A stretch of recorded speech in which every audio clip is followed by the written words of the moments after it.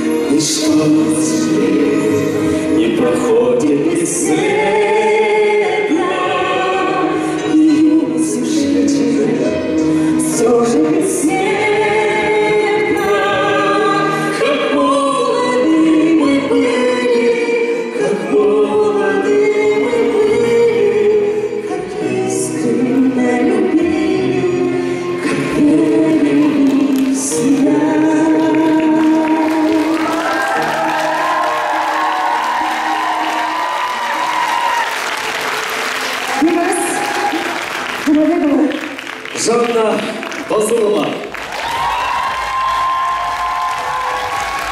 Өзіңізге белгілі Гүлдар Жұмабекова өзіңіздің университетіміздің түлегі 4 жыл бакалавриатта, содан кейін 2 жыл магистратурада оқыған жылдары осы қара шаңырақта өнер көрсеткен болатын. Қошеметтеріңіз болсын.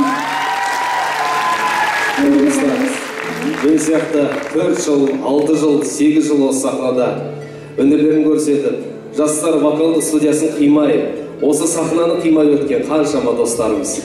Жаңа танымайтындар шығарсыздар, білмейтіндер шығарсыздар. Көгілдір экрандағы көрінген әрбір әнші, әрбір вокалист біріншіден Жанна Сылаңқайырқызына өте жақын, әрқайсысын өзінің баласындай жақсы көріп, армандарына қанат бітіріп, осы бір сахнаға шығарып, әрқайсысын жігерлендіріп, әрқайсысын дұрыс жолға салып, әрбір қадамын дұрыс басқызған біздің аяулы анамыз.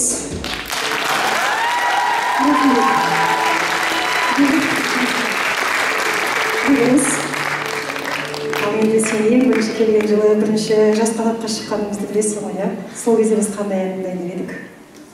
Ой, жас қанатқа шығу алғаш келген вокалистер үшін арман болатын.